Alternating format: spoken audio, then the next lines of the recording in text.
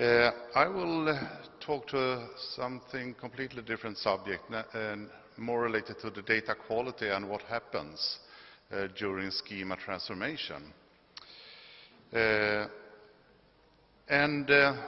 content of my presentation is roughly that I will talk first about a little bit our project called GeoTest, the background for the study, the way we did it, results, and some conclusions. Quite a standardized setup of a presentation. So the project I'm talking about is called GeoTest, and it has a number of partners. The three main partners within this project is, first of all, NGO, a non-profit organization called Future Position X. That is a cluster organization gathering different GI-related businesses in the region. And then the University of Gävle is also a partner, and also the Swedish mapping and cadastral agency, Lantmäteriet. This project is actually part of the Swedish NSDI strategy. The strategy is expressed in 8 different sections, and this project is recognized as being part of the research and development. Our aim is really to test the different components of the Swedish NSDI. That means we are testing, for instance, the different services for performance. We are testing data that are delivered in terms of compliance or conformance, we should use nowadays. Conformance to the data specifications. We're also doing usability tests of geoportals and other services that are in the infrastructure. And we also have started up now the data quality test, and that's what I'm going to talk about. Then a little bit about the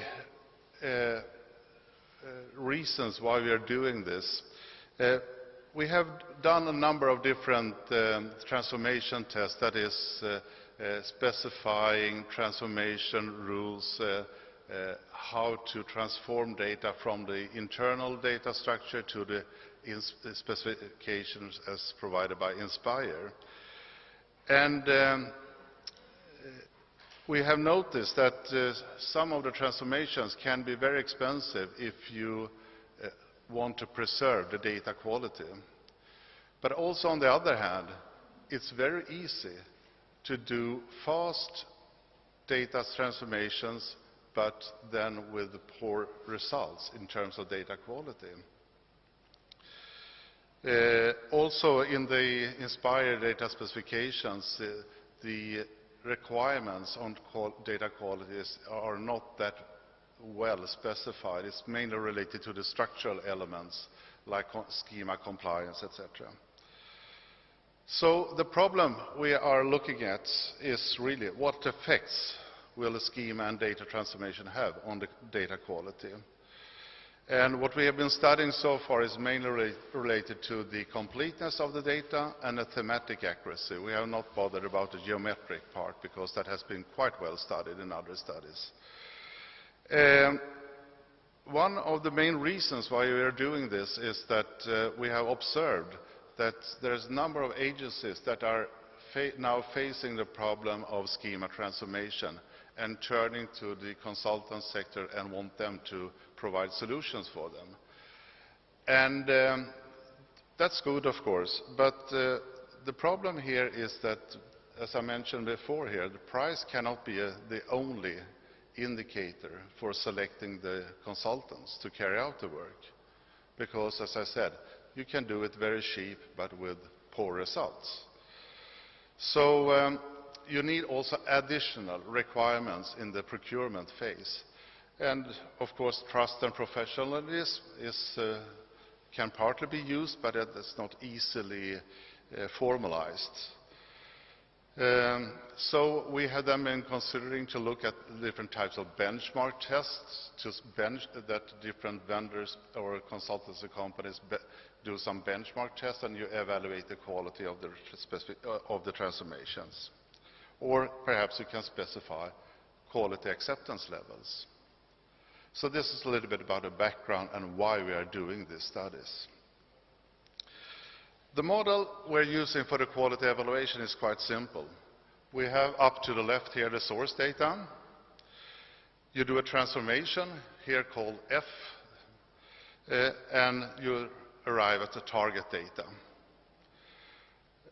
In order to do proper quality evaluation, you also need some reference data to compare with. So that's one part of our study, that we have created this reference data. And by doing that, we can evaluate the quality of the source data. We can also evaluate the quality of the target data and see the differences. That's the main approach, quite simple.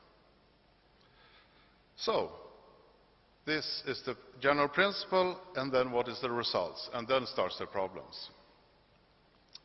The source data we were looking at is data from the Swedish Civil Contingencies Agency and the Seveso database. That is a database related to, or that is having information about dangerous substances at different facilities, according to the Seveso directive. And this also is the main data source for the INSPIRE theme on production and industrial facilities. We have a legislation where different data sources at different agencies has been pinpointed that you have to provide data to the INSPIRE directive. And this is one of these data sources that we are looking at. And the size of this database is around 40 tables and 470 attributes, etc.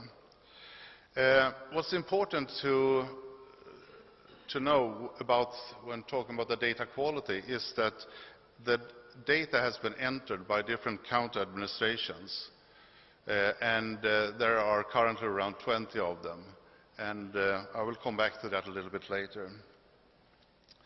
The schema mapping then,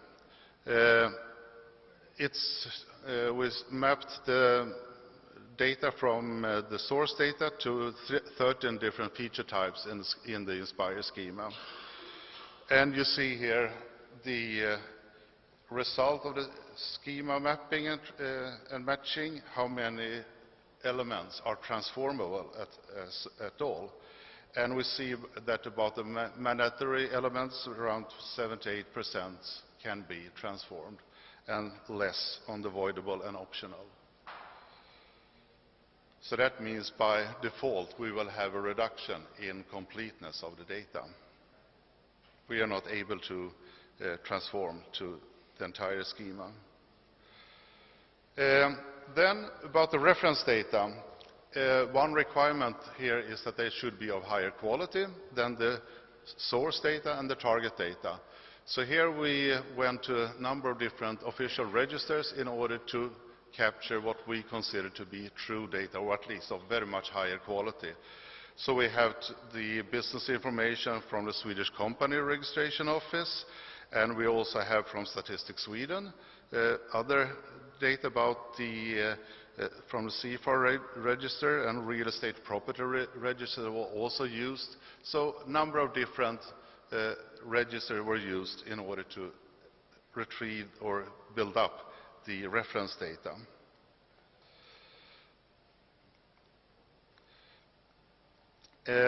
About the thematic accuracy, the elements or the data types we were investigating, one was of course the text strings, and most of it was free, unrestricted text strings. There was also VAT numbers, and our system that consists of 9 digits plus 1 redundant digit that is some kind of checking, and also trade codes, which is a code list. So these are the elements or data types that consist the thematic accuracy. For the thematic accuracy, the text strings is of course a little bit problematic to evaluate. There were several errors in the source data, mainly due to, for instance, misspellings and abbreviations used, and also that some formal structure for addresses was not applied properly. So we split it up into two different types of accuracy elements. One was where we required exact text matching, so no abbreviation was allowed, etc. So that means it should be used for simple automatic processing. And the second type was if a human could see that these are the same, have the same meaning. So the quality in source data, well, we selected 50 entries randomly, and we only looked at those elements that were involved in transformation. And about the completeness, the average completeness was around 90% of the data. The thematic accuracy was a little bit disappointed. We can say either 39% or 52% was correct. That means most of the data was incorrect, more or less. I will come back to that.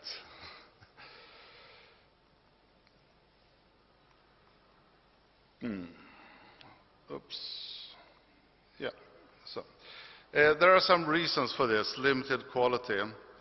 One is that there has been data entries from 20 different organizations. Some of them has been doing a very careful job and doing a good job. We could clearly see that. But also some others were not that carefully when entering data. And this points to a very important part, that you really need proper quality assurance methods. If you don't have that in your data when entering data or collecting data, you may have poor quality in your databases.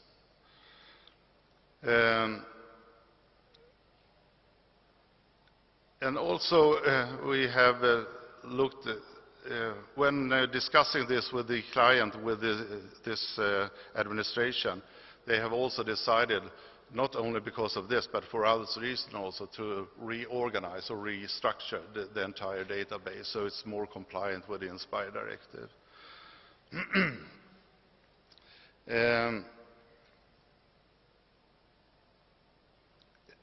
Another funny thing was also the explanation of this agency, why such a large percentage was not correct. And that is that when they looked at the list of attributes that we have retrieved, they said, well, we don't consider these attributes as that important. We don't use them that much. And that's interesting that these are the attributes that or elements that INSPIRE are requesting, but the agency doesn't consider them as important. So obviously, these two, the database and the INSPIRE directive, is apparently looking at different usages. Okay, the quality in the target data. We only looked at the transformable elements. The attribute completeness was then 95%, and the thematic accuracy really increased up to around 85%. So that means that the schema transformation, we achieved higher or better quality. So we can see this in this table about the attribute completeness. Source data was 90%, and if you only look at the transformable elements, it raised to 95%, and the thematic accuracy also improved. We tried to model this also, but we have realized that our model that we were trying to verify did not fit because we have not expected the quality improvements. So the reason for the quality improvement is, one reason is that the INSPIRE schema has less restriction as compared to the source data. So that means that things that are not consistent in the source data can be applied anyway in the target schema, in the INSPIRE schema. Also, we have some quality improvement in the transformations, like corrections of misspellings, abbreviations, etc., that we can apply, commonly used abbreviations. And then also some elements will have constant value for the entire database that we also can add in the transformations. And finally, that the elements that have high quality, they have been mapped to several different INSPIRE elements, and that will then, of course, increase the quality of it. So there are a number of different reasons for this quality improvement. So, just to conclude and to wrap up, the price alone, as I said, cannot be used as an indicator in procurement of consultancy services for schema transformation. And also, the second lesson to learn is that the quality of the source data may be worse than expected, and that is especially if you have avoided quality assurance routines. Also, the maintenance of the database is an important factor. We saw in our examples also that a lot of the data was quite old, perhaps 10 years old, and then the company has changed address and or been sold and merged into another company, and that was not reflected in the database. And also, finally, that there is room and opportunities for quality improvements during the transformation process. And I think that personally that's a quite interesting field to explore further, to see how we really can, in this process, do also quality improvements. So that was my simple message, and thank you for your attention.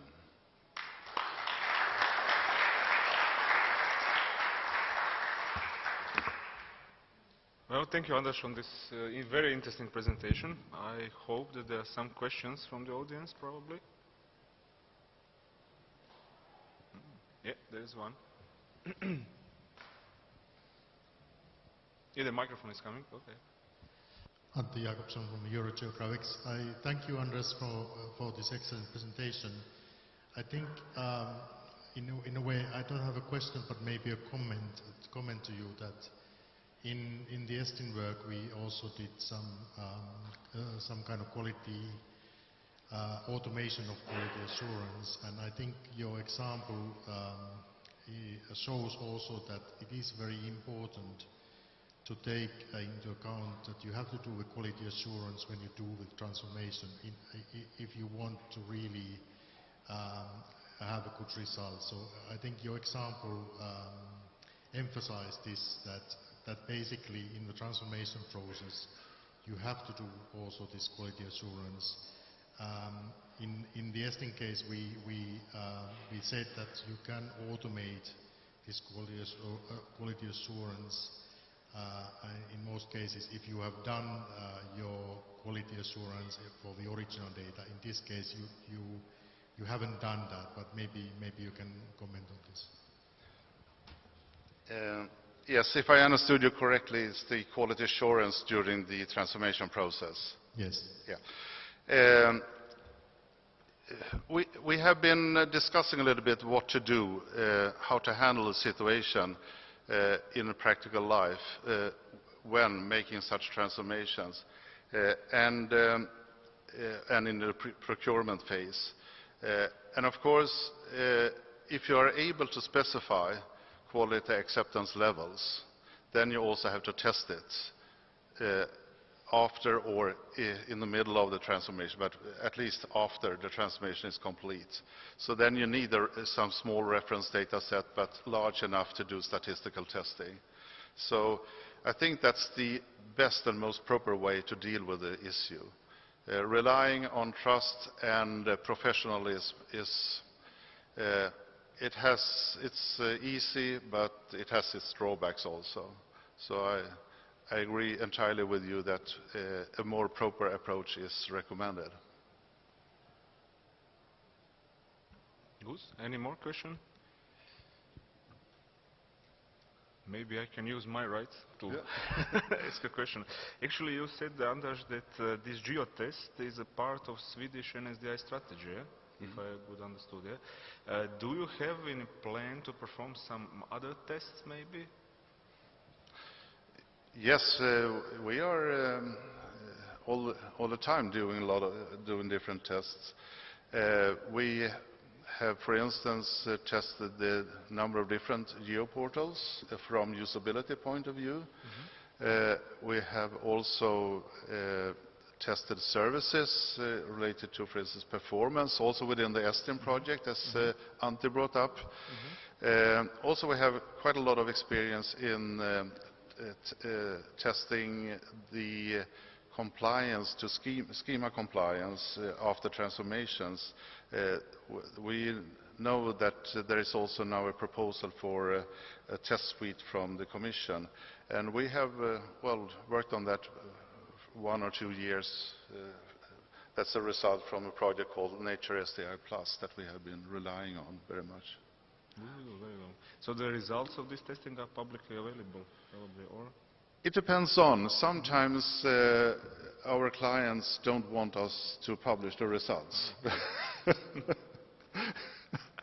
Understand, yeah. I won't say whom. Okay, okay. Perfectly clear. Good, good, thank you.